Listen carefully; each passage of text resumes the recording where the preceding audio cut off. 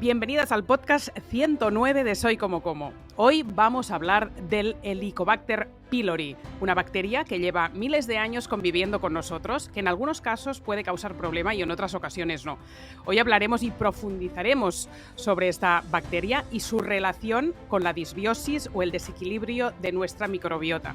Y hemos escogido a Gabriela Pocoví, licenciada en Nutrición y Dietética, máster en Inmunología Celular y Molecular y doctorado en Medicina Clínica y Salud Pública, entre otras formaciones, porque Gaby es una crack, para hablar de este tema, y podríamos haber escogido cualquier otro tema. De hecho, recomiendo muchísimo su nuevo libro, Atención con la inflamación, donde comparte sus estrategias para combatirla, pero hemos hablado tanto de inflammation y en tantas ocasiones hemos hablado de microbiota, y hace tanto que nos pedís lo del Helicobacter, que hoy me encanta hacer un podcast tan friki en el que durante una hora vamos a hablar de pylori, ¿no? Que es algo tremendo. Gabriela, bienvenida al podcast. Muchísimas gracias, Nuria, por tu invitación, por estar aquí. Me hace muchísima ilusión porque, bueno, además de ser divulgadora, también te sigo muchísimo en tus redes, ¿no? Y me encanta cada uno de los episodios, me parece que suma muchísimo. Y, bueno, creo que este tema también era importante, así que hoy lo traemos. Yo te sigo cuando tú no sabías ni quién era yo, porque no era nadie. Tampoco es que sea nadie ahora, pero me escuchas a raíz del podcast. Pero Claro. Nutrigaby, @Nutrigaby en Instagram. Bueno, yo creo que somos como un séquito de veteranas ya, ¿no? De gente que hace un montón de años que nos dedicamos a esto, y eres un gran referente para muchísima gente, y los que no te conozcan hoy, corriendo al Instagram a seguir a Nutrigaby. Cuéntame un poco, antes de entrar en Helicobacter, ¿cómo llegas a este mundo de la salud integrativa y cómo acabas siendo el referente que eres? Bueno, yo siempre digo que cada una de las cosas de las que hablo, casi todas las he padecido. O sea, es increíble. Tal vez el 98% de las cosas, incluyendo al pylori. Es decir, recuerdo hace muchísimos años haber sido diagnosticada. Recuerdo que ya era dietista en ese momento, ¿no? Cuando empecé mi odisea con la disbiosis, porque yo padecí una disbiosis brutal, ¿no? Desde Helicobacter pylori hasta SIBO, hasta Candida, he pasado por todas las fases que te puedas imaginar de una microbiota alterada. Entonces, el pylori, digamos que fue parte de un diagnóstico, ¿no? En su momento. Y de hecho, bueno, ya hablaré un poco también de lo que pensaba en su momento y cómo pienso ahora. Pero yo creo que también esa experiencia propia suma mucho, aparte de todos los conocimientos que podemos adquirir a través de estudios científicos, a través de estudios académicos. Pero fue un poco de esta manera, ¿no? Yo soy dietista de profesión, fue mi primera carrera. Me encanta la nutrición, me encanta la salud, pero es cierto que desde el punto de vista tanto familiar, a nivel de raíces, tengo muchas personas involucradas con los temas de salud más alternativa, ¿sí? Entonces, poco a poco fui dándole también cierta cabida a ese mundo dentro del mundo científico, y yo creo que ambos mundos se pueden casar. O sea, creo firmemente en que la salud integrativa es el camino, y por eso me parece que tu labor también es maravillosa, esta labor de divulgación, ¿no? Y invitar tanta gente, y creo que es muy interesante ver que ambos mundos se pueden casar, se pueden entender, y que tenemos que entender la salud, ¿no? Como un todo. Sí, yo creo que en la misma línea estamos las dos, de buscar siempre la evidencia, y aún así abrazar muchísimo a esa llamada medicina alternativa, ahora integrativa, o medicina funcional, pero siempre con un paper, con un estudio detrás, y eso nos deja muy, muy tranquilas, y tienes una formación brutal. O sea, no has parado de hacer formaciones, y eso da mucha seguridad, mucha autoridad y mucha tranquilidad. Y padecerlo también, porque yo he sufrido disbiosis y permeabilidad, sé lo que es la hipocloridia, muchas cosas de las que hablaremos hoy también las he padecido, y yo creo que no me interesaría tanto la microbiota intestinal si no lo hubiera sufrido en mis propias carnes, porque no lo puedes entender nunca de la misma manera. Hablar de algo que no has padecido es más complicado, y nos pasa a muchas, ¿no? Que entonces te haces una apasionada del tema. Pero bueno. Así es, y hablar de microbiota es hablar de salud, ¿no? Porque hoy en día sabemos que la microbiota está conectada con todos, ¿no? Porque si me tocara hablar inclusive hasta de mí, bueno, he sufrido también de hipotiroidismo, ¿no? He sufrido también de toques autoinmunes, es decir, que no solamente de temas intestinales y de gastritis por pylori, ¿eh? Aquí hay mucha tela que cortar. ¿Pasas consulta actualmente, Gabriela? Sí, paso consulta junto a un equipo. Sí, tengo un equipo que he formado de profesionales también, bueno, en esta área de salud integrativa, tanto medicina como psicología como nutrición, donde juntos trabajamos a los pacientes porque sola no podría, ¿no? Evidentemente. Entonces, eso es importante porque también, para no tener una lista de espera de 500 meses, digo yo, ¿no? Prefiero tener un equipo y trabajar en conjunto y bueno, y creo que también se crece un poco más también como profesionales. Muy bien. Bueno, pues vamos al lío del pylori. Primero que nos definas un poco qué función tiene en el cuerpo y si está bien o mal que se nos despierte. Y aquí intentaremos resolver grandes dudas, ¿no? Como eso, ¿no? De, oye, está latente, igual que igual que otras, ¿no? Yo que sé, la Candida albicans o un E. coli o un qué sé yo he sufrido otros, no he sufrido pylori, pero otros que están ahí Klebsiella. latentes. También, esta Puede también la he ser. tenido. Campylobacter. Campylobacter. No me está viniendo una muy conocida, pero ya me vendrá. Blastocitis, puede ser que sea un También parásito. esta también lo he tenido porque es un clásico cuando tienes niños pequeños Ya. y esta da por saco, ¿eh? Bueno, total, que no me sale la otra, pero el tema es, no, es que la tienes más despierta, menos. Ostras, me costó años entender que estaban allí presentes, que eso no era ni bueno ni malo, y que encima, una vez que me salieron 3 disparadas, me dijeron, bueno, pero es que tienes que mirar si sube mucho la columna y está muy, muy disparada, porque si no, está despierta, pero si no da por saco y no tienes síntomas, pues tampoco pasa nada. Y pensé, hostia, no entiendo nada. Así que vamos a abordar eso. Claro, mira, fíjate, también creo que nos hemos acostumbrado, cuando hablamos de salud, salud integrativa, ¿no? Nos hemos enfocado un enfoque, nos hemos acostumbrado a un enfoque donde, pues tengo una bacteria, tengo un diagnóstico, lo quito y se acabó, ¿no? Entonces, ¿qué pasa? Ya sabes tú, ¿no? Por todo tu recorrido y todo lo que comentas, que esto no funciona así, no es tan sencillo como parece. Entonces, no siempre, y vamos a ver también el caso del pylori, ¿no? Cómo abordarlo, no siempre vamos a ir directamente a un antibiótico y ya está, hay mucho que considerar. Si esa bacteria tiene un efecto no positivo en nuestro cuerpo, cómo interacciona con el resto de microorganismos en la microbiota y qué metabolitos produce a nivel externo, ¿no? Que puedan afectarte o no a nivel sistémico, ¿no? Entonces, no es simplemente está o no la bacteria, es cómo está, cómo se encuentra, qué está haciendo la bacteria allí, ¿sí? De Epstein-Barr, hecho, ahora me ha venido. Epstein-Barr es el el que... virus, el virus. Ahora sí, ahora lo tienes más despierto, ahora menos, pero está ahí latente de toda la vida. Bueno, entonces, ¿qué debo hacer, no? Pues el pylori yo creo que actúa muy de la misma manera. Cuéntanos qué es y dónde lo encontramos, el pylori. Claro, la bacteria Helicobacter pylori es una bacteria hoy en día muy extendida. Es cierto que en nuestra población se encuentra entre un 50 a un 60% de la población, ¿sí? Aproximadamente. Y en la mayoría de los casos es asintomática, es decir, aproximadamente solo un 10% de los casos tiende a producir síntomas, ¿sí? O una manifestación patológica del Helicobacter pylori.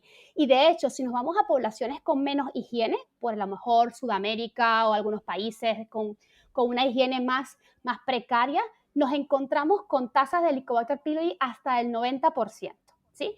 Es decir, que tiene que ver evidentemente con factores que tienen que ver con el ambiente, ¿no? Con nuestra interacción con él, pero sobre todo lo más importante pareciera ser es cómo nos manejamos con el microorganismo, porque no todo el mundo enferma por él. Y de hecho, hoy en día estamos viendo también que hay ciertos beneficios de tenerla, ¿sí? Asociada, entonces no todo es tan malo como parece, ¿sí? Lo que pasa es que, bueno, en un principio el pylori se vinculó mucho con procesos oncológicos, con cáncer de estómago, y entonces todo esto y con una inflamación de mucosas brutal que la produce, o sea, es una realidad. Y esto también hizo que la medicina se decantara por su erradicación, ¿no? Total, es decir, mandarte un antibiótico, ¿no? Para erradicarla o varios antibióticos, que es lo que se usa. Pero hoy en día ese concepto está cambiando y hemos empezado a investigar el pylori como un microorganismo más comensal, que es lo que tú hablabas. Los microorganismos comensales son microorganismos que pueden vivir en nuestra microbiota sin producirnos mayores problemas, pero que en algunas ocasiones, porque invaden más de la cuenta o porque producen algunos factores de virulencia, pueden volverse patógenos, ¿sí? Es un poco esa la cuestión. Me gusta cuando dices patógeno o bacteria comensal, Sí. de que puede convivir con otros. Cuenta un poco eso y entonces cómo tenemos que valorarlo cuando nos afecta a uno mismo. Claro, fíjate que esto mismo ocurre con la cándida. La cándida es una levadura, ¿no? Un hongo que también tenemos en nuestra microbiota y que sobre todo a las mujeres nos fastidia un poco más porque puede alterar, ¿no? La flora vaginal y puede darnos infecciones vaginales. Pues lo mismo, pudiéramos extenderlo al Helicobacter pylori. Es un microorganismo, una bacteria en este caso, que podría estar presente en nuestra boca, principalmente boca, esófago, estómago, ¿sí? Y duodeno. Y aparentemente no producir ningún tipo de síntoma, es decir, ningún tipo de virulencia ni problema, ¿sí? Al resto del sistema. No producir una gastritis, no producirnos síntomas de reflujo, de acidez, que son principalmente los síntomas que produce, ni alterar la inflamación de las mucosas, porque al parecer nuestro sistema inmune la controla de alguna manera, o controla por lo menos que no se vuelva tan patogénica. ¿Sí? Esto ocurre con varios microorganismos, o sea, Helicobacter pylori, Cándida, Blastocystis hominis, que es un parásito, ¿no? Que también está presente en la microbiota, en este caso más intestinal, pues es un parásito que no debería producir ningún tipo de síntoma porque está controlado, siempre que tengamos una microbiota en eubiosis, ¿no? En equilibrio. El tema está en que ya sabemos que las microbiotas están cada vez peor, ¿no? Y entonces, al romperse este equilibrio, este ecosistema, pues se van a favorecer los procesos patológicos, ¿no? Desde el crecimiento del helicobacter, desde la proliferación de la cándida, desde la manifestación de un sobrecrecimiento bacteriano intestinal, el famoso SIBO, que también hoy en día se escucha tanto. Y es curioso porque muchas personas, es lo que te decía, siempre van a quiero quitarme el SIBO, quiero quitarme el Helicobacter pylori, quiero quitarme la cándida. Y esto no funciona así muchas veces porque terminamos en círculos viciosos y en recurrencias que no terminan funcionando. Bueno, la gente ahora pensará, por favor, entonces, ¿qué vamos a hacer con él, no? Supongo que el tratamiento pasa también por intentar resolver una posible hipocloridia o disbiosis intestinal de base, paralelamente o independientemente, después lo hablamos, al tratamiento contra ese pylori, si es que en algunos casos lo defiendes, que no lo sé, pero vamos poco a poco. Primero cuenta qué hace el pylori en nuestro estómago. O sea, claro, fíjate. El pylori es una bacteria súper inteligente porque tiene un montón de mecanismos de supervivencia, ¿sí? Primero produce, ella convierte la urea, ¿no? que es un metabolito, a través de una enzima que se llama ureasa, hace que esto, el ambiente del estómago se vuelva más alcalino. Tú hablabas de la hipocloridia. La hipocloridia es la baja acidez estomacal. En teoría, nuestro estómago debería estar en un pH entre 1 y 3. Y esta hiperacidez estomacal es importante porque nos permite hacer como una especie de filtro también ante la entrada de patógenos. Todos los días estamos tomando bacterias, parásitos, hongos que no nos damos cuenta que nos ingerimos con los alimentos, ¿no? En el día a día estamos expuestos a microorganismos por muchas vías. Pero por suerte tenemos un sistema inmunológico asociado a las mucosas que controla que esta proliferación no sea excesiva, ¿sí? Y también tenemos este ácido estomacal que nos ayuda a neutralizar patógenos en la microbiota. Y a neutralizar patógenos que ingerimos. Si tenemos una hipocloridia, es decir, una baja acidez estomacal y nuestro sistema digestivo se vuelve alcalino, ¿sí? Entonces vamos a favorecer la proliferación de microorganismos. Es básicamente uno de los mecanismos que tiene el pylori. Tiene la capacidad de alcalinizar el medio y esto favorece también que se produzca más disbiosis y garantizar su supervivencia. Porque el pylori realmente no puede vivir en un pH de 3. No puede vivir en un pH de 1, puede vivir en un pH entre 5 y 8. Entonces, ¿qué hace él? Produce o altera el pH gástrico para que sea más alcalino, menos ácido y por tanto garantiza su supervivencia. Eso entre muchas otras cosas, porque también tiene una especie de flagelo, que es como una colita, ¿no? Que favorece su desplazamiento y también se instaura muy fácilmente en la mucosa, ¿no? También se ha visto otras cosas como que produce biofilms. Los biofilms son como unas biopelículas que permiten que él se adhiera más a la mucosa, es decir, tiene unos mecanismos increíbles para poder sobrevivir en nuestro estómago. Por eso no es tan fácil de erradicar como muchas veces pensamos. Y técnicamente, ¿qué es lo que hace?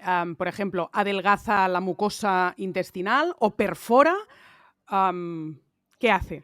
Y eso de los biofilms no lo hemos hablado nunca y es súper interesante y a veces no es fácil de contar ni mucha gente habla de ello.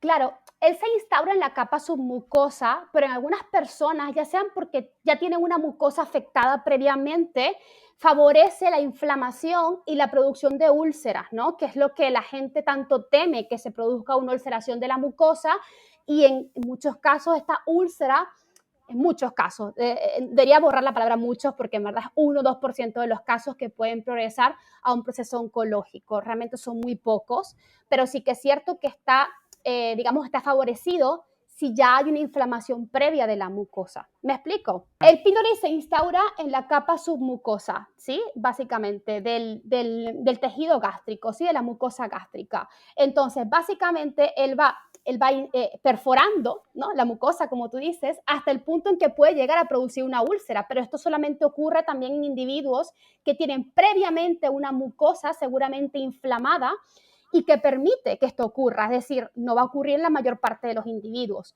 Y en O muchos sea, ¿el casos, pylori no tiene la capacidad de perforar por sí solo, si la mucosa está más o menos bien?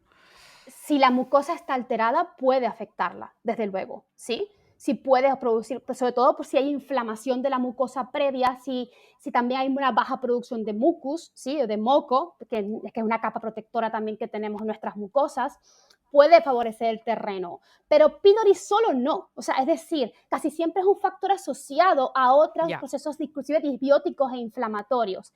Que un pylori solo te vaya a producir una úlcera o un cáncer, sinceramente, esto no me gusta afirmarlo porque, bueno, pues cualquiera puede decir, mira, sí, hay un estudio que tal, cual, pero sinceramente no lo va a producir. De hecho, hoy en día siempre se estudian los otros cofactores, ¿no? Es decir, siempre hay otros factores interaccionando. Muchas personas, te digo, conviven con el pylori y tienen cero sintomatología, cero inflamación de mucosas. Entonces, ahí nos preguntamos qué está pasando de diferente en ese individuo que no pasa en este otro. ¿Me explico? Que sea sintomático no quiere decir que no le esté afectando la mucosa por eso. O sí. Si tú no tienes síntomas, es que realmente tu mucosa está a salvo, aunque haya un pylori. Es decir, lo más probable, habría que estudiar ese individuo, ¿sí? Pero en la mayor parte de los casos, si no hay sintomatología asociada digestiva, ¿vale? Podemos pensar que el pylori está conviviendo en simbiosis con el resto de la microbiota, es decir, en equilibrio con el resto de la microbiota, o que bien tu sistema inmunológico asociado a las mucosas está estableciendo mecanismos de protección para que ese pylori no sea invasivo, es decir, no me produzca un problema.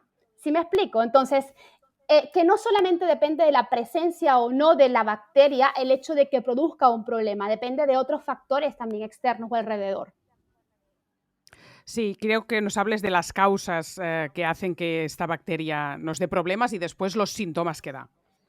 Fíjate, la edad es uno de los factores que se ha asociado, ¿sí? La edad porque evidentemente en la medida en que envejecemos tenemos evidentemente menor producción de ácido estomacal y favorecemos esa hipoclorhidia que favorece que el pylori se instaure. De hecho, me atrevería a decir que una de las razones o de los factores de riesgo para que el pylori se instaure es la baja acidez estomacal, es decir, la hipoclorhidia. Si tenemos un pH gástrico inadecuado, favorecemos que este pylori pueda sobrevivir y, por tanto, volverse potencialmente pues, patógeno. Evidentemente, todo lo que afecta a nuestras mucosas. ¿Qué cosas afectan a nuestras mucosas? ¿No? El tabaco, el alcohol, ¿no? Que sabemos que son irritantes, ¿sí?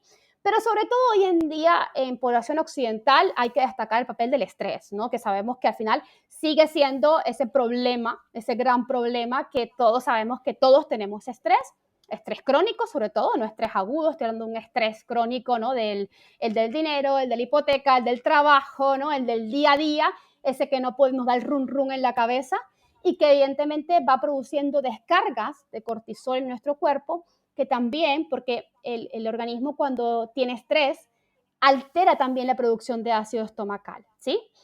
Y muchas veces, cuando tenemos que segregar más ácido estomacal, empezamos a tener como una especie de disrupción de la producción de ácido estomacal, ¿sí?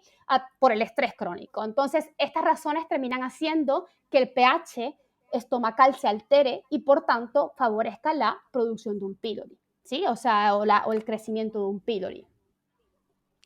¿Y Esos los son algunos de síntomas los que da? factores asociados. Sí, y también Algunos, me ¿no? gustaría hablar No de, sé si quieres decir otros, sí, sí. sí, los antiinflamatorios no esteroideos, porque eso también es una realidad. El sobreconsumo de ibuprofeno, naproxeno, ¿no? Todos estos AINES también van a afectar la mucosa de forma importante. Entonces, todo lo que afecta a nuestra mucosa al final va a favorecer pues la generación de un pylori. Y la alimentación, desde luego, ¿no? Porque una alimentación que es baja en antioxidantes, que sabemos que favorecen esta producción de mucus, también en fibra prebiótica, que mucha gente que dice, sí, yo como fibra, pero luego interrogas bien y no es el tipo de fibra adecuada para tu microbiota, que podemos hablarlo si quieres luego, ¿no? Sí, Es sí. decir, son muchos factores que interaccionan, no diría que solamente es el estrés, no diría que solamente es la edad, ¿no? Que van como juntos favoreciendo pues que la mucosa se altere y ojo, la mucosa, que se afecte la mucosa no es solamente que se vaya a favorecer la producción o el que se instaure un pylori, también compromete, por ejemplo, la absorción de azúcares de la dieta, como por ejemplo la fructosa, el sorbitol, la lactosa. ¿Cuántas personas hoy en día no tienen también problemas con la fructosa, ¿no? Que no pueden digerir a veces la fruta? Es decir, es un cuadro muchas veces, como digo yo, disbiótico, bastante complejo, porque se mezclan intolerancias, sensibilidades, alergias, incapacidad de poder digerir, más los gases, más los eructos. Y vamos a ver, de hecho, que ya me preguntabas por los síntomas, que los síntomas del pylori pueden ser muy diversos, muy diferentes, ¿sí? Me lo Te los temía. comento. Sí, sí. Venga. Sí, fíjate, o sea, lo normal, o sea, lo del libro, vamos a decir, que nos solíamos encontrar en un paciente era pues lo típico, reflujo, acidez, pirosis, ardor estomacal, ¿no? Esta sensación, sobre todo afectando las vías digestivas superiores, ¿sí? Reflujo a nivel de, sobre todo esa sensación de mucosidad en la garganta, reflujo, acidez después de las comidas, sensación de vacío o de dolor a nivel epigástrico, ¿no? A nivel de abdomen superior. Pero hoy en día, casi nunca el pylori se encuentra de forma aislada. ¿A qué me refiero con esto? A que es raro encontrar un paciente que solo tenga pylori. De hecho, cuando nosotros vienen en la consulta los pacientes con pylori, nosotros casi siempre hacemos un estudio general, ¿no? ¿Por qué? Porque al final casi nunca solamente pylori, casi siempre hay disbiosis, es decir, hay alteración de nuestras bacterias intestinales, hay baja población de lactobacillus o bifidobacterias que son bacterias buenas, hay sobrecrecimiento fúngico, ¿no? De cándidas u otras levaduras u hongos. Es decir, muy pocas veces te encuentras con solamente un pylori. ¿Y qué es lo que pasa en estos casos? Que la sintomatología no es solamente tengo acidez, o sea, o tengo ardor, ¿no? Es también tengo gases, o tengo diarrea, o tengo estreñimiento, o no puedo digerir nada, o tengo mala absorción a la fructosa. Me encuentro a veces, bueno, como una diversidad de síntomas. ¿Y extradigestivos también? Ahora todos los que has dicho eran digestivos. Claro. Otra de las cosas que tenemos que saber es que ojalá la microbiota solo afectara lo digestivo, ¿no? Como tú bien dices, la microbiota o los desórdenes de la microbiota, que es la disbiosis, también pueden afectar el resto de sistemas, ¿sí? En este caso, la parte sistémica. Pueden producir, desde luego, inflamación sistémica. ¿Dónde se puede manifestar? Pues aumento del dolor articular, ¿no? Si tengo tendencia a ello. Al final, las manifestaciones sistémicas van a ser muy dependientes también de nuestra genética y vulnerabilidad. Como le digo yo, a mí me gusta llamarlo como vulnerabilidades. Cada persona El talón tiene... de Aquiles, ¿no? Tu talón de Aquiles, pues por ahí va a petar, ¿no? Exactamente. Yo siempre digo que yo jamás he sufrido de dolores, por lo menos de esa me he librado, es decir, de dolor articular o muscular o inclusive menstrual, ¿no? No sé lo que es un cólico menstrual, ¿no? Entonces, pero hay pacientes que saben que ese ha sido su talón de Aquiles desde que han nacido. Entonces, ¿qué hace normalmente la disbiosis? Pues refuerza ese talón de Aquiles, es decir, si yo tengo a reflejar mi inflamación a nivel de dolor, pues tendré más dolor. Si tengo tendencia a las alergias, posiblemente puedo tener más alergias o síntomas que sobre todo son de los más importantes y de los más frecuentes, síntomas neuroinflamatorios, que tú tienes un podcast maravilloso, ¿no? de neuroinflamación Con y Valenzuela, sí. con Valenzuela, con Antonio. Y esta neuroinflamación también es muy característica. Pacientes que cursan con niebla mental, con fatiga, con migrañas, ¿no? Con cansancio. Es decir, Como terapeutas, qué complicado cuando te vienen a contar pues que tienen dolor o que tienen un autoinmune, llegar a deducir que puede haber un pylori ahí que está afectando. Y hablabas antes de, bueno, y les vemos el panorama de la microbiota, que están bajos con lactobacillus y tal, pero entiendo que también por la sintomatología, sin llegar a prescribir el primer día un test de disbiosis intestinal, puedes deducir un poco. Antes me picaba la curiosidad de saber, por ejemplo, ¿cómo sabes tú que tus pacientes están con un ácido en el estómago de entre 1 y 3? ¿Se sigue haciendo lo de la prueba del bicarbonato o eso es muy poco fiable y en consulta tenéis otra manera de ir descartando y enfocando? Porque si no, puede ser un camino para un paciente largo hasta que el terapeuta piensa, ostras, ¿no será pylori? Claro. ¿Es costoso de llegar al final o cómo tratáis de saber si hay una buena acidez? ¿No? También te pregunto. Claro, a mí siempre de primeras me gusta que los pacientes tengan o ya tengan todas las pruebas de descarte de otras cosas, de males mayores, como digo yo, mal mayor, pues hay que ver cómo está el estómago, hay que ver cómo están las paredes, ¿no? Hay que hacer una colonoscopia, una endoscopia, porque siempre es bueno descartar y que solamente sea disbiosis. Si solamente es disbiosis o inflamación, bueno, pues podemos quedarnos con eso, pero siempre es importante saber, ¿no? Descartar el resto antes de, pues, meternos a meter mano, ¿no? Como digo yo. Entonces, luego, ¿cómo detectar una hipocloridia? Es verdad que está la famosa prueba del bicarbonato, ¿no? Yo la verdad es que poco la he aplicado, es verdad que científicamente no tiene mucho respaldo, por no decir ninguno, ¿no? Pero es verdad que muchas personas la utilizan. Yo creo que la hipocloridia es algo que se observa fácilmente con unas preguntas que podemos ¿Ah, hacer. sí? Es decir, A sí, ver, sí. vamos Mira, a hacer las preguntas.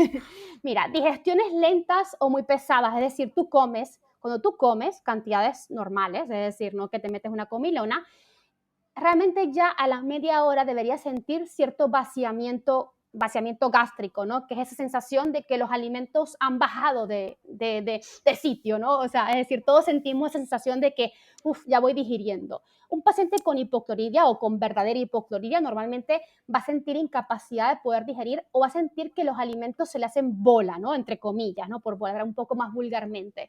Va a sentir que los alimentos no tienen un buen tránsito, ¿no? Es decir, comen y se quedan llenos por mucho tiempo, por mucho rato. Aunque no sea mucha cantidad, lo digo porque Aunque a no sea veces mucha cantidad. la digestión pesada y lenta está muy asociada a es que he comido mucho más de lo que mi cuerpo necesitaba. Claro, por eso he dicho, con cantidades de comida normales o las que sean Normales. normales para ti, ¿no? Que cada uno tendrá un nivel, ¿no? Pero uno siente, ¿no? Que los alimentos no se están desplazando bien por el estómago. También puede estar asociado a eructos, sobre todo a reflujo, ¿sí? A que la comida, pues la repita, lo famoso de repetir la comida, ¿no? También puede estar asociado a aumento de la producción de mucosidad a nivel de garganta, sobre todo asociado a estos síntomas. También es verdad que casi todo paciente que tenga sobrecrecimiento bacteriano intestinal, algún tipo de disbiosis diagnosticada o el pylori, casi siempre hay que sospechar de hipocloridia, es decir, casi siempre va de la mano, es algo que está ahí inmerso. Porque básicamente, pues bueno, cuando empieza todo este proceso inflamatorio, también se favorece más la hipocloridia. Es decir, aquí entramos como en los típicos círculos viciosos de siempre, donde no sabemos qué empezó primero, ¿no? Entonces es bastante complicado porque si tú tienes una baja acidez estomacal, favorece la disbiosis, pero la misma disbiosis e inflamación va a afectar la producción de enzimas digestivas, la producción de ácido estomacal, me aumenta los niveles de estrés, ¿no? A nivel, no solamente el estrés psicológico, el estrés fisiológico, que también es importante. Entonces, digamos que entramos en una dinámica bastante compleja, ¿sí? De las preguntas que hacías, preguntas por las heces, a ver cómo son, para deducir si hay un pylori. O, claro, de hecho, si te dicen heces pastosas, pueden ser muchas cosas también, no tiene por qué ser un pylori, Sí, ¿no? efectivamente. Siempre hacemos un interrogatorio a nivel de hábitos intestinales, cómo ve el paciente al baño, cómo evacúa, cómo son las heces, en consistencia, en frecuencia, porque esto, bueno, es básico para ver cómo está funcionando el sistema digestivo, pero no es específico, es decir, es cero específico. Lo que te permite ver es sobre todo, bueno, si la tendencia puede ser hacia un tipo de disbiosis o de otra, es decir, cuando sospechamos de un estreñimiento crónico, podemos sospechar de algún tipo de sobrecrecimiento bacteriano de tipo metano o candidiasis. El pylori normalmente solo no te va a producir un cambio importante en las heces. El pylori solo afectaría más la parte de las vías digestivas superiores, ¿sí?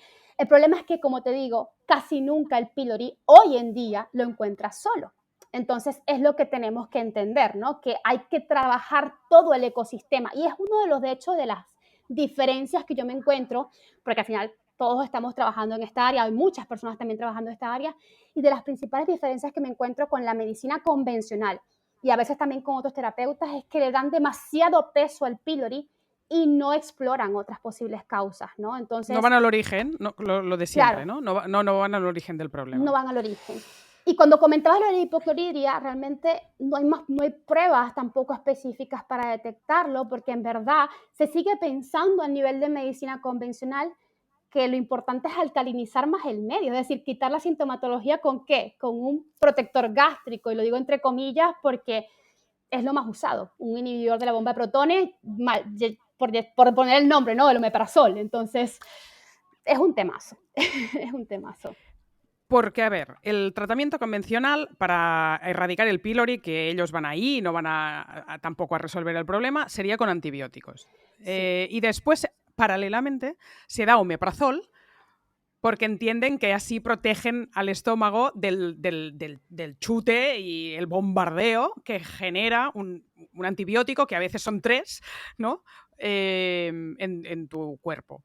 Pero este enfoque ¿te gusta? ¿Te gusta parcialmente? ¿Es un puñetero desastre? A ver, ojalá solamente fuese durante el antibiótico. El tema está que se prescribe normalmente el omeprazol o el inhibidor de la bomba de protones, llámese esomeprazol, ¿no? Que hay muchos, y normalmente se le manda al paciente durante el antibiótico y mucho más allá del antibiótico, es decir, no se le pone un fin a esto. Y el problema está en que si yo, que hace un omeprazol, ¿no? O cualquiera de estos fármacos, me alcaliniza más mi estómago, con lo cual favorezco que el pylori, una vez lo he erradicado con los antibióticos que he usado, sean 2 o sean 3, pues pueda reincidir. Y muchas veces también favorecer otros tipos de disbiosis. Si estoy de acuerdo o Brutal. no. O sea, no, es que ya sé que no después de decir eso. O sea, mi pregunta es, si ya este puñetero antiácido llamado omeprazol ya se ha visto que nos baja el ácido del estómago y que la gracia es tener ácido en el estómago, eso que es sabido por todo el mundo, ¿por qué no llega a la medicina clásica? ¿Por qué si hay papers no se cambian los protocolos? ¿Por qué están haciendo que el omeprazol nos haga ser reincidentes hasta de una bacteria como el pylori por culpa de que nos están bajando con este antiácido el ácido del estómago? Es tan importante, es que no entra en la cabeza. Claro, es porque, fíjate, como hay mucha más evidencia, esto también lo tengo que decir, porque yo también digo la verdad, es decir, hay mucha más evidencia o se ha investigado mucho más el tema de la vinculación del pylori con el cáncer o con las úlceras, o sea, es decir, al médico convencional lo que más le interesa, como siempre, es sacarte de la urgencia. Es decir, él lo que quiere prevenir es que esto se transforme en un proceso oncológico o un proceso inflamatorio más allá, una úlcera. Entonces, ¿qué prefiero? Alcalinizo el medio. ¿Sí? Que va a favorecer más el pylori, pero por lo menos al alcalinizar el medio no tienes ácido y no voy a favorecer que esa mucosa pues se vea más irritada, porque fíjense, yo siempre pongo este ejemplo a veces con los pacientes. Una mucosa irritada es como cuando tú te haces una rosadura en la mano, ¿no? O en el brazo. Pues si tú le echas a eso vinagre, te va a arder.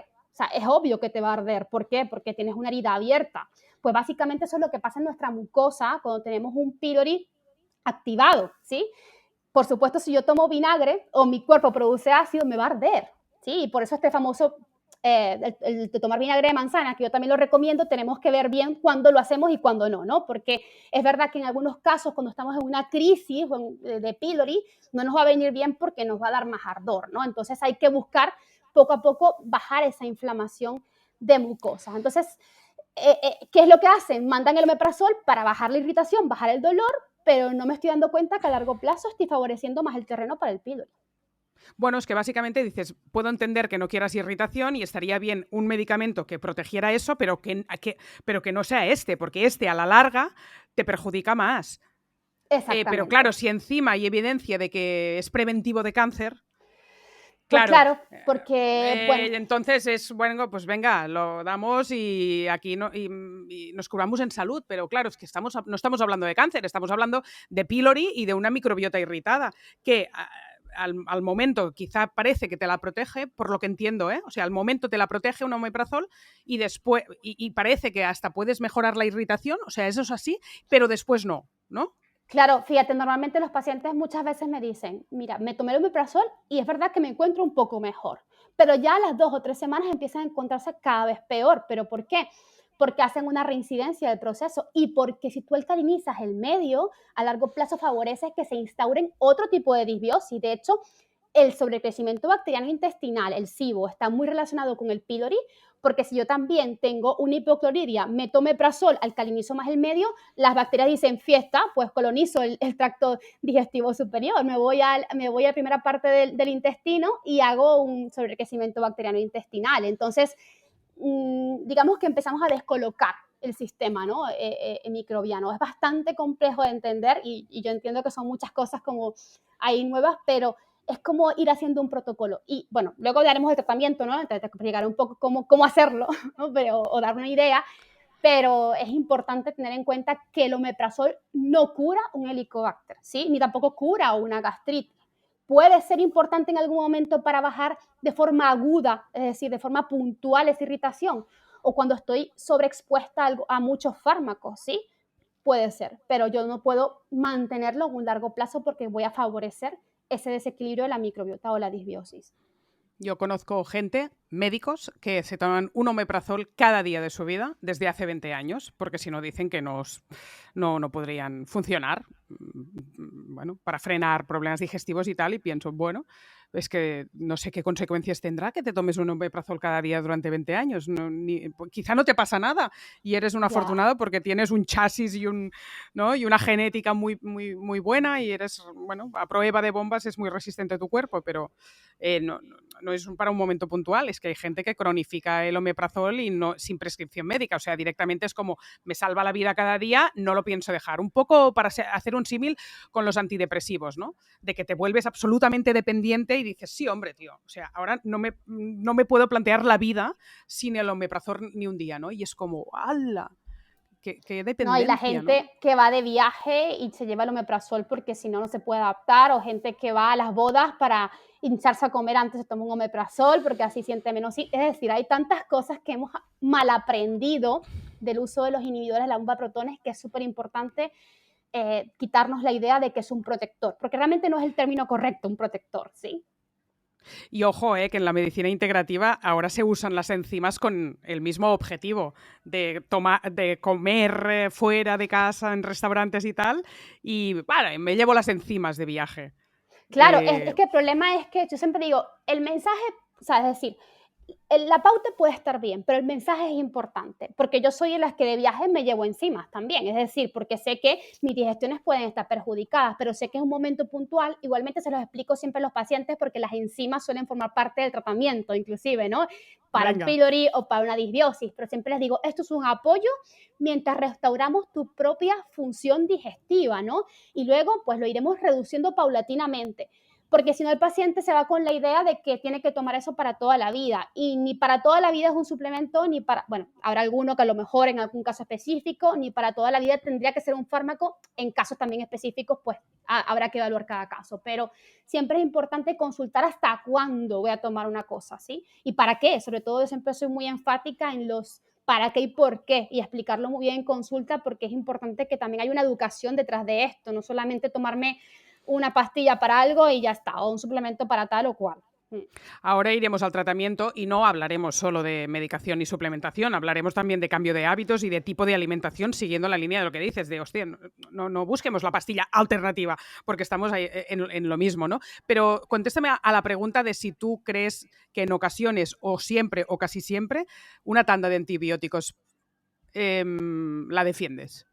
Yo realmente para el pylori hasta ahora nunca he tenido que utilizar antibióticos y en general no lo recomiendo. No lo recomiendo porque casi nunca pienso que es la causa raíz principal del problema, ¿sí? ¿Y has conseguido erradicar Sí, píloris sin sí, antibióticos? sí. Una reducción importantísima. Al final, tampoco se busca que se negativice del todo, porque recordamos que, igual que explicaba de los biofilms, ¿no? Que son como estructuras que se quedan allí resguardadas, realmente casi todos los microorganismos cuentan con una especie de mecanismo de supervivencia que les permiten pues quedarse en tu microbiota muchas veces. Hay muchos parásitos, por ejemplo, que podemos eliminar con un antiparasitario, pero que siempre se queda una huella de ADN, un biofilm allí que puede despertar en ocasiones cuando tus defensas bajan, ¿no? O cuando tu microbiota se altera. Entonces, básicamente lo que buscamos a través del cambio de hábitos y a través de todo esto es disminuir la patogenicidad, en este caso del pylori, y disminuirla al máximo, ¿sí? O sea, es decir, que yo busque una reducción importante y, por supuesto, la sintomatología que va a ser notable, la mejoría del paciente. Pero no estoy de acuerdo con la erradicación. Pero ¿sabes por qué? Que no es solamente porque a mí se me antoje, ¿no? Porque no es la idea, sino porque en la mayor parte de los casos esa erradicación ni está acompañada de un cambio de hábitos, es decir, no he visto ningún caso hasta ahora en que le hayan dicho, mira, te vas a tomar estos 3 antibióticos, te vas a tomar el omeprazol, pero vas a empezar a comer tal cual, ¿no? Y vas a tomar tal probiótico luego, y luego vas a mejorar tu capacidad de producir mucus o tu mucosa a través de tal o cual cosa. Realmente no ¿Y se si incide para nada en esto. No, eso no es, eso está claro. Pero Sí. ¿y si la persona ya lo hace bien, ya come bien, Bueno, y la única alternativa que le queda son los antibióticos? te tengo que decir que están bastante, hoy en día se están estudiando mucho los procesos también post-antibióticos. Se ha visto que hay una alta tasa de recurrencia. Es decir, el tratamiento con antibióticos tiene efectividad. No estoy diciendo que no sea efectivo. En el 90% de los casos erradica el pylori. También tengo que decirlo, ¿sí? Pero ¿quién mide lo que pasa después en esa microbiota? Eso es importante, porque yo puedo ¿En la decir microbiota o en que vuelve a aparecer el pylori? en Que ambas no he cosas, entendido. en ambas Wow. cosas. Es decir, en el 90% de los casos en que yo aplico la triple antibiótico-terapia más el omeprazol, en el 90% de los casos erradico el pylori. Pero alrededor de un 30% de los casos tengo reincidencia, ¿sí? Es lo que se ha estudiado recientemente. Pero además de eso, y esto ya es más una experiencia, ¿no? La experiencia, en nuestra experiencia, en casos críticos que vemos, es que la mayor parte de los casos que vienen con un historial de disbiosis, con SIBO, con cándida, con problemas recurrentes digestivos, el problema ha empezado tras la erradicación del pylori. Es decir, el punto de partida fue la erradicación del pylori. No, Pero el porque punto de también, partida fue tomar sí, antibióticos. sí, sí, sí. Es muy heavy esto, ¿eh?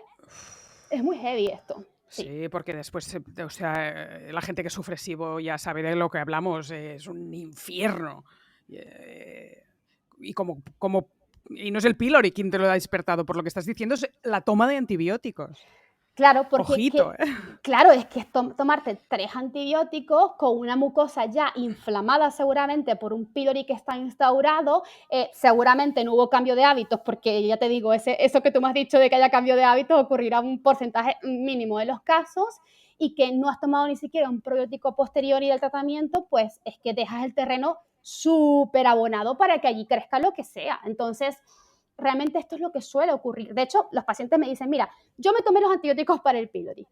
Yo me sentía bien, o sea, al mes me sentía bien, durante el antibiótico también durante el antibiótico casi siempre se encuentra un poquito regular porque es verdad que es una bomba importante. Eh, y luego me sentí bien. Pero bueno, eso me Mm. duró un mes, 2 meses, hasta ahí.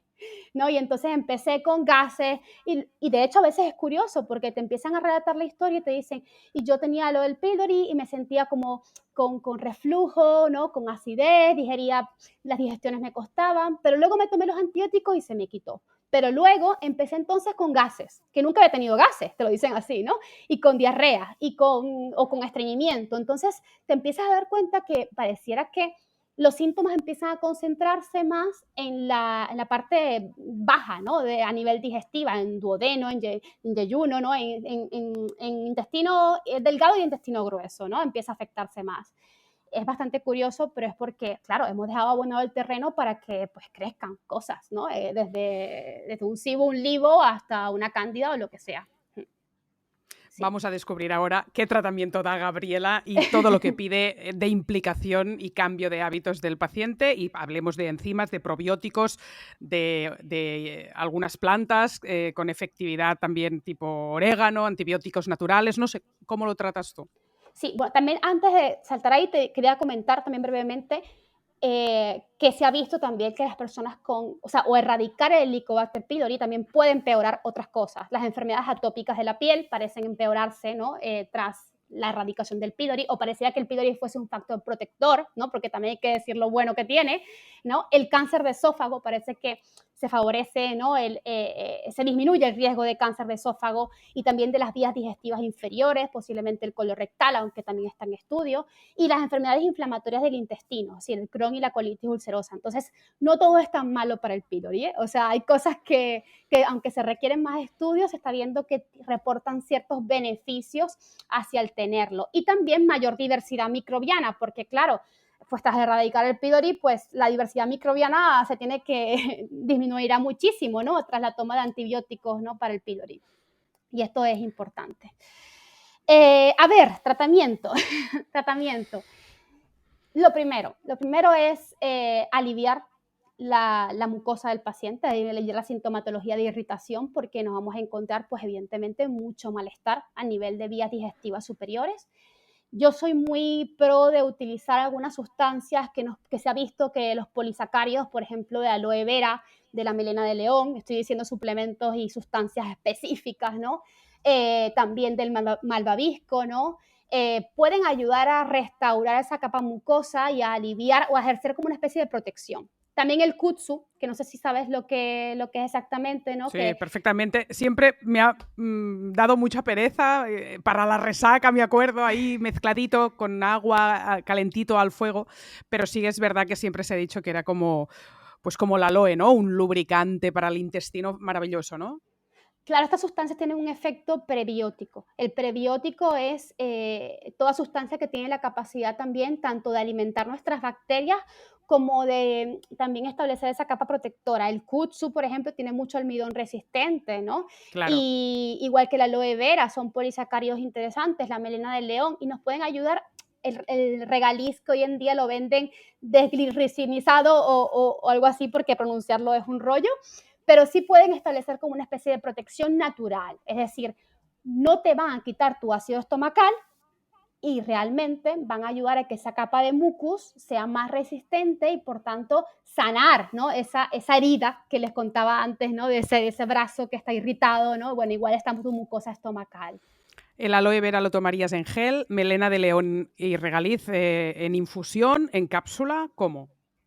El aloe vera lo suelo usar en gel. Sí, es cierto que hay poblaciones en Sudamérica, en países tropicales, donde se consigue naturalmente la planta. Hay que hacerle un proceso porque también tiene ciertos tóxicos que no debemos ingerir. Por comodidad, obviamente en España lo vamos a utilizar en gel porque además así nos ahorramos el proceso y garantizamos su pureza. Bebido, ¿eh? Que yo hace años que tomo, ya lo he Bebido. dicho muchas veces en redes, el aloe vera bebido que me salvo, sí, y hago tandas a veces. Totalmente, lo bebemos diluido en agua o nos tomamos un chupito y luego nos tomamos un poco de agua. Yo lo recomiendo sobre todo en ayunas y también antes de las comidas como un protector, ¿sí? Nos puede ayudar. Muy bien, súper. La melena de león se puede utilizar tanto en polvo como en cápsulas. Yo soy más de utilizarla en cápsulas en los casos en que tenemos irritación, pero porque se van a abrir ya, ¿no? Cuando estén posiblemente ya en las vías digestivas más inferiores y no van a irritar más a veces el estómago, que es lo que puede producir. El kudzu, sí. ¿Te gusta alguna marca en concreto de melena de león o crees que las calidades más o menos están bien todas? Mira, me gusta mucho, suelo utilizar mucho IFAS de Terra, que me es que pensaba yo, digo, si hablamos de melena de león, puede ser que resolvamos la duda de que IFAS es tu escogida. Okay. Y Suravitasan también tiene una melena de león que me gusta mucho. O sea, esas dos marcas son las que más utilizo en tema micoterapia, ¿no? Muy bien. Luego, en tema de gel de aloe vera, utilizo una de Andalucía cuando yo estoy en Granada, ¿no? Que es más local, pero bueno, que hay muchas marcas de geles que es importante siempre que veamos el porcentaje, que no tenga tantos conservantes añadidos, ¿no? Tantas cosas que a veces pueden agregar. Correcto. Yo siempre os digo que me gusta mucho Lily of the Desert de Natures Plus, que en botella de vidrio además se puede comprar. Fenomenal. Y luego, pues el regaliz lo venden sobre todo en cápsulas, también podemos preparar infusiones. Me gustan mucho las plantas, yo soy un amante de las plantas, entonces casi siempre hago a veces mezclas terapéuticas para los pacientes, por ejemplo, mezclando un poquito de regaliz, que ese sí lo utilizamos sin desglicinizar, o sea, normal, pero porque utilizamos dosis fisiológicas. Cuando vas a utilizar dosis terapéuticas, sí tienes que utilizarlo desglicinizado, ¿sí? Ay, Dios mío, no. Es que un trabalengua, ¿eh? Es total. Yo no lo había oído nunca, ¿eh? O sea, no sé cómo tengo que comprar ahora el regaliz después de eso. Le quitan un componente porque supuestamente puede influir en los niveles de presión arterial. So, para usarlo de forma terapéutica, es decir, en cápsulas, en dosis más altas, sugieren utilizarlo de esta forma, pero en infusiones se puede utilizar perfectamente el regaliz normal, ¿sí? O sea, sin enrollarnos la vida. Vale. A mí me gusta mucho hacer la mezcla de hierba luisa, regaliz, malva. La malva también es una flor muy bonita, además tiene un color muy chulo y también actúa como un protector de mucosas muy interesante. Entonces, entre el kutsu, la aloe, el malvavisco, las infusiones, puedes hacer como un mix y realmente te va a ayudar bastante a proteger Cada esa día, ¿eh? mucosa Todo tan esto, importante. esto es punto número 1 porque has empezado por aquí y esto es hola cada día. O sea, Claro, hazlo mientras bien. estemos, sí, sí, Muy por bien. lo menos por unos 2 meses para ir bajando esa inflamación, ir apoyando esa mucosa. Luego también hay tratamientos a base de omega 7, que, ¿no? Que es muy interesante también para trabajar justamente o mejorar esa capa mucosa. Los polifenoles, el resveratrol, que ayudan también a la producción de mucus, porque también aumentan la producción de Akkermansia, que es una bacteria que está muy relacionada con la producción de mucus a nivel de todo el tracto digestivo. Es decir, hay terapias que podemos aplicar más a largo plazo, ¿no? Ese tipo de cosas. Y que sí me gusta pautarlas en consulta, pero porque, bueno, hay que manejar también dosis, ¿no? Hay que hacerlo según cada paciente. Entiendo que el enfoque de alimentación sería promover pre y probióticos, almidón resistente a tope y bajar cosas irritantes. El café, por Claro, ejemplo, no solo el alcohol, ¿no? Yo creo que tomamos más café que bebemos alcohol en el día a día, que es a veces irrita, ¿no? Cuando hay irritación, y mira que yo soy cafetera y lo defiendo, ¿eh? Porque tiene cosas muy, muy buenas, muy longevas, muy anti-aging, pero en un total. momento de pylori seguro que lo prohíbes, ¿o no? Claro, fíjate, hay que diferenciar mucho lo que es una dieta para cuando tienes un brote, por ponerle un nombre, de pylori o cuando tienes un pylori en actividad, o lo que es una dieta ya de mantenimiento Claro. digestivo o de buena salud digestiva, ¿no? Es como Claro, claro. diferente. Vamos a Sí. diferenciarlo, sí. Sí, fíjate, cuando yo quiero bajar o tengo una sintomatología de pylori asociada, como te digo, ¿no? A acidez, a dolor, ¿no? A lo mejor a nivel epigástrico o en las vías digestivas superiores, ¿sí? Yo tengo todas de eructos, de reflujo, ¿sí? Yo voy a favorecer lo que llamamos una dieta de protección gástrica. ¿Qué es una dieta de protección gástrica? Es una dieta donde, como bien has dicho, vamos a quitar todo aquello que pueda ser más irritante para la mucosa. Y estos no son alimentos malos. De hecho, voy a empezar a decir una serie de alimentos que no quiero que nadie piense de ahora en adelante que son alimentos malos, porque son alimentos con muchas cosas o muchos aspectos interesantes, como el café. Por ejemplo, yo también me encanta el café, a mí también, ¿no? Y también me encanta el vino, también tengo que decirlo. Entonces me voy moderando porque son irritantes. Eso no quita que el café tenga sus beneficios antioxidantes, sus polifenoles, pero sabemos que pues en una mucosa irritada no me va a venir bien tomar café, lo voy a sentir cuando me lo beba, ¿sí? O sea, Sí. no va a tener que nadie decírmelo. Entonces, ¿qué quitamos en una dieta de protección gástrica? Quitamos café, quitamos teína, té verde, té rojo, té negro, porque también pueden ser irritantes, quitamos todo tipo de alcohol, ¿sí? También podemos bajar el consumo de alimentos muy ácidos, como por ejemplo pueden ser los cítricos, las naranjas, las fresas, sí, el kiwi, porque también me pueden irritar. A veces estoy en un estado donde no puedo tolerar absolutamente nada de estas cosas. De hecho, yo quito todo lo crudo, ¿sí? Verdura cruda, ensalada, todo, ¿sí? ¿Por cuánto tiempo? 3 semanas, no mucho más. Normalmente en 3 semanas ya veo bastantes beneficios y no sigo castigando al paciente con quitarle tantas cosas que en verdad no son ni tan malas. Es decir, 3 semanas que voy a favorecer todo cocido. Yo les digo, vamos a volver un poco a lo que es la alimentación de potitos, ¿no? Empiezo un poco más con cremas de verdura, cremas de calabaza, ¿no? Cremas de calabacín, cositas suaves, la patata cocida, el boniato cocido, mis judías verdes cocidas, zanahoria cocida, solo cuente cosas cocidas, voy a quitar los irritantes, voy a preferir inclusive la manzana, la pera, las frutas cocidas, me va a venir hasta mejor por esas semanas. No quiere decir que no las pueda tomar crudas, pero voy a favorecer la toma de algunas cocidas y voy a bajar la ingesta de todo lo crudo, todo lo irritante. No voy a utilizar muchas especies como a lo mejor pues cúrcuma, picantes, comino, porque también pueden ser irritantes por 2 o 3 semanas. En cuanto yo sienta que ya bajé esa sintomatología de dolor estomacal, de hiperacidez, de reflujo, voy a empezar entonces a modificar mi alimentación hacia realmente un patrón antiinflamatorio, bueno para mi microbiota y bueno para mi salud digestiva. Y ojo, también a cuidar el pH digestivo, que ahora también hablaremos seguramente algunas estrategias también para eso, ¿no? Porque es importante favorecer que no haya una hipoclorhidria en el paciente, ¿sí? A ver, ¿cómo lo protegemos, el pH? Ok, aquí puede entrar todos esos famosos remedios que podemos ver a base de vinagre de manzana, ¿no? Por ejemplo, nos favorecer un poco también el uso de enzimas digestivas con ácido clorhídrico, con betaína, se pueden utilizar, que nos van a ayudar a aumentar la producción o a mejorar el pH estomacal para que yo pueda entonces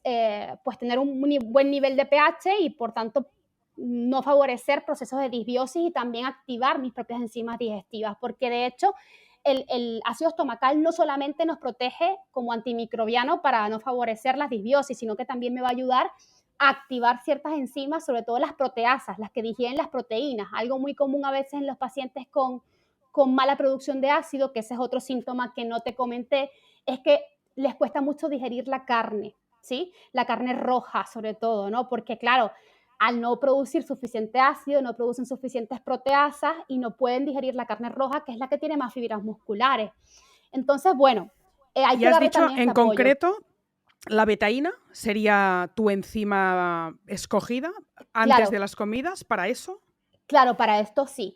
Una vez que ya ha bajado la irritación, una vez que también he mejorado un poco esa mucosa con todo lo que hemos hablado antes, porque si la meto al principio, lo que puede pasar es que al paciente le siente fatal, porque claro, pues tiene una mucosa irritada y yo si meto vinagre de manzana o meto betaína, no me voy a encontrar bien. Ácido clorhídrico con betaína me refiero, ¿no? Porque casi siempre la betaína, o sea, va asociada al ácido clorhídrico en las enzimas. Mm. Y estas son las enzimas que recomendarías. No, las enzimas, a ver, las enzimas vienen casi siempre un mix de enzimas. A mí me gusta usar un mix de enzimas más que contengan ácido clorhídrico y betaína, ¿sí? Vale. Casi nunca utilizo el ácido clorhídrico solo con betaína, aunque se puede utilizar también. Es decir, yo puedo tanto utilizar vinagre de manzana, que es una opción, ¿sí? Aunque para usarlo a dosis terapéuticas tengo que tomar mucho y también puede ser un poco irritante para las vías digestivas más superiores, para el esófago, Me prefiero mandaron utilizar. hace poco cápsulas de vinagre de manzana. Claro, las hay también, las hay. Sí, sí. Yo utilizo, te digo, ácido Y, clorhídrico con betaína en cápsulas junto con enzimas, es decir, viene unido ah, todo un suplemento. ¿nos puedes decir nombres? Claro, mira, utilizo la de Nepro, me gusta mucho, que de hecho es una marca con la que trabaja también muchísimo. Ellos tienen unas enzimas muy completas que tienen tanto ácido clorhídrico y betaína, como también lipasas, proteasas, amilasas, para poder digerir almidones, proteínas y grasas. También las de Surabitasan me gustan mucho, que también vienen completas, es decir, con todo. ¿Sí? En este caso, por ejemplo, las de Nepro sí las utilizo más en personas, si hay alguna persona que venga que no coma, que no quiera tomar pues enzimas de origen animal, porque es verdad que las de Surabitasan tienen bilis de whey, componentes de origen animal, pero bueno, ambas son muy interesantes para cualquier caso, ¿eh? La Que... DN Pro se llama Enzym Digest. Sí, Ok, exactamente, queda exactamente. dicho. Y Vale. así le está todo dicho sin duda. Vale, Muy bien. las enzimas son muy interesantes con ácido clorhídrico porque nos van a ayudar a balancear ese pH, ¿sí? Digestivo. Y por supuesto Y también a mí me gusta mucho no, enfatizar en la masticación, Nuria, pero bueno, lo hablamos luego si quieres. uy, no, habla de eso. Sí, sí. Te puedo escribir Sí, un porque libro a de la veces también masticación. no, bueno, ni yo lo hago tan bien a veces, ¿eh? Que aquí no voy a decir que yo soy lo que la hago mejor, pero yo creo que es el hábito que más nos cuesta a todos, ¿no? Porque las Hmm. prisas nos comen. Pero es verdad que, pues claro, si tú al final todos somos capaces de producir enzimas digestivas si tenemos una mucosa sana y si hacemos una buena masticación, porque de hecho la secreción de enzimas digestivas, que son como tijeritas que cortan los alimentos, empieza en la boca. Desde la masticación ya estamos segregando enzimas digestivas. Pero si no me doy el tiempo para masticar adecuadamente, primero mi estómago tiene que hacer el doble de esfuerzo para digerir y segundo, no voy a tener una producción adecuada a veces de ácido estomacal, porque se ha visto también que cuando comemos con estrés, es decir, cuando comemos en un ambiente estresante, que esto también es importante, ¿no? No hay muchas veces ese despliegue, ¿no? De reacciones que implican la secreción de hormonas también, porque también hay hormonas implicadas en la digestión, de hormonas y neuroquímicos que nos permiten segregar buena cantidad de ácido y buena cantidad de enzimas. Entonces yo a veces pienso que simplemente, oye, tómate la enzima y tómate el ácido clorhídrico, que no es suficiente. Es decir, es importante ser conscientes de que mi cuerpo tiene la capacidad de poder generar esas sustancias, pero por mi propio ambiente, por el ambiente de inflamación que hay puntualmente y por muchas veces el estrés que tenemos, no somos capaces muchas veces de llegar a producir las enzimas. Y yo no sé si es que tengo un sesgo también porque trabajo en esto, pero me encuentro con personas que cada vez más son incapaces de poder digerir frutas, verduras, es decir, cosas que antes eran súper sanas, es decir, todo el mundo podía digerir fruta y verdura. Ahora cada vez me encuentro más problemas con las dietas, es decir, la típica dieta sana, ya la persona no la puede digerir, o sea, empezando por ahí. Es heavy. Para ir directo al pylori, ¿qué suplementos usas? Porque se ha hablado mucho del orégano. Sí, me gustan los aceites esenciales, me gustan mucho. El uso ¿Como de orégano, como antibiótico? sí, Cuando hablas de aceites estás buscando un símil al antibiótico, ¿eh? como antibiótico natural me gusta y de hecho uno de los casos donde vi reducción de pylori fue usando aceite de orégano, ¿eh? O sea que junto con todo lo que comento y también va mucho dependiendo del caso, fue con aceite de orégano. También podemos utilizar otros agentes antimicrobianos, también uso el aceite de semillas de pomelo, por ejemplo, me gusta mucho el pau de arc, no sé si sabes qué es el palo de arco, ¿no? Sí. Que también tiene un efecto antimicrobiano interesante. Al final estos antimicrobianos se llaman así porque no solamente son antibióticos, también tienen espectro muchas veces contra las levaduras, contra los hongos, contra algunos parásitos. Y es interesante porque nos van a ayudar a estabilizar la microbiota. Como te decía, es raro el paciente que solamente tiene un pylori. O sea, es verdad que casi siempre hay otras Qué alteraciones de guay. disbiosis asociadas. ¿Sería sublingual el tratamiento o solo con inhalación o difusor? No, yo lo utilizo vía oral. Vía oral, cuando me Claro, refiero a vía claro. oral, es en cápsulas. Normalmente si es un aceite esencial, vienen cápsulas blandas porque vienen diluido en otro aceite de base. Normalmente viene diluido en aceite de oliva o aceite de coco. Pues mira, suelo utilizar pues desde Oleocaps, que son algunas muy famosas, hasta pues Eso cualquiera es que... Vitae, ¿verdad? Oleocaps es Vita, de Vitae, ¿verdad? ¿Del laboratorio Oleocaps, Vitae? Bueno, no sé. no, a ver, Ahora he no, pensado que sí. son de Pranarom. Ah, vale, vale. Seguimos con los... Oliovita, Vale, vale. Oliovitas de Vitae. Oliovitas de Vitae. Ah, Pero mira, que va- a mí también a veces es tanta cosa que confundo las marcas, Pranarom. ¿eh? No, no, Sí, perfecto. Oleocaps, Pranarom. vale. Sí, sí, porque ¿qué pasa? Con la vía sublingual a veces no es suficiente o a veces Claro, también puede ser irritante para la sí. mucosa oral o para la mucosa gástrica si ya está un poco irritada. Entonces, suelo utilizar casi siempre cápsulas en estos casos, ¿vale? ¿Y cuál es el tratamiento? ¿Mezclas orégano con pau de arco y tal? ¿Durante cuánto tiempo? ¿Cuántas dosis diarias? Es que fíjate, no me gusta usar demasiado tampoco ni siquiera los antimicrobianos naturales, porque al final siempre voy a buscar, o siempre mi idea es buscar que también apoyarme con inclusive probióticos que tengan un efecto antimicrobiano entre comillas, es decir, que tengan un efecto de competición. Hay probióticos que tienen este efecto de competencia, que me ayudan también a desplazar bacterias malas o microorganismos malos. Entonces, en lugar de solo pensar en tomar un antibiótico o un antimicrobiano, también me gusta apoyarme en esta sustancia, ¿sí? Vamos a Pero hablar bueno, de probióticos, ¿eh? Porque claro, hay tanta cepa y se recomienda sí, tanto de una forma tan random que siempre me preocupa a mí hablar de probióticos. es un En este tema, es caso muy concreto, complicado. en este caso tienes claro que para cualquier paciente, como estamos hablando de pylori, el probiótico va a servir para todo el mundo con las cepas que sea. No, no, no va a servir para todo el mundo con las cepas que sea. A ver, también depende un poco de los estudios que hagamos del paciente, ¿no? Si tenemos un análisis de microbiota, a veces es más fácil personalizar pues, el tratamiento. En el caso de que no, también me gusta escuchar al paciente y saber qué síntomas tiene, a nivel inclusive de neuroquímica, así de neuroinflamación, porque también nos puede indicar ciertos desequilibrios de neurotransmisores que tienen que ver con ciertas bacterias. Es decir, que no es que tengo, a pesar de que, mira, a nivel científico, el Reuteri, el Bulgaricus, que son lactobacilos, Bulgaricus, Reuteri, y luego el Acidophilus también se ha relacionado con mejorías del pylori, nunca me quedo solamente con eso, porque es verdad que al final es un ecosistema, que es lo que yo siempre digo. En los estudios vamos a ver a veces que de acuerdo a cada patología nos recomiendan X cepas probióticas, ¿no? Lactobacilos, una bifidobacteria, eso es válido, pero a veces puede pasar que tengo un paciente con también otras características que me demanda otro tipo de probiótico o que me interesa también reimplantar otras cosas, que no es solamente a veces quedarnos con esa visión tan encasillada, ¿no? De un estudio científico. Entonces, ¿qué ocurre? Me gusta mucho también ver las evacuaciones del paciente. ¿Por qué? Porque algunos probióticos también pueden alterar las evacuaciones del paciente. Entonces, si yo tengo un paciente estreñido y le meto un enterococo o un Saccharomyces boulardii, puedo agravar el estreñimiento y eso me va a agravar la disbiosis a consecuencia, porque sí, el Saccharomyces boulardii me encanta, por ejemplo, pero claro, pues si a lo mejor tiene un cuadro de estreñimiento importante, no me interesa en ese momento a veces utilizarlo, ¿sí?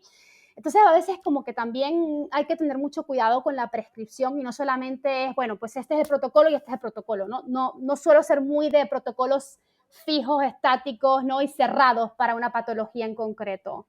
Con lo cual, en este caso, no te voy a pedir ni marcas ni un probiótico que te guste, porque has dicho ejemplos como para que esto sea obligatoriamente individualizado. Y si no, no sería prudente, Sí, ¿verdad? me gusta que sea individualizado. Es verdad que, pues sí, te digo, si me encuentro con un cuadro donde hay un pylori y acompañado de diarrea, acompañado de a lo mejor evacuaciones que no están pastosas o a lo mejor no bien integradas, desechas, heces desechas, ¿no? Casi siempre voy a trabajar a lo mejor con un Saccharomyces boulardii o con un enterococo.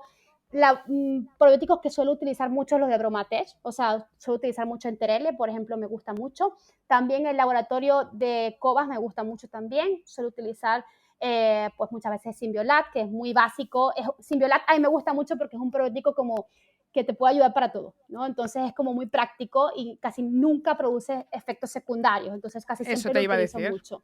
Bien, muy bien. Pues queda ¿Sí? dicho. ¿Nos dejamos algo del tratamiento?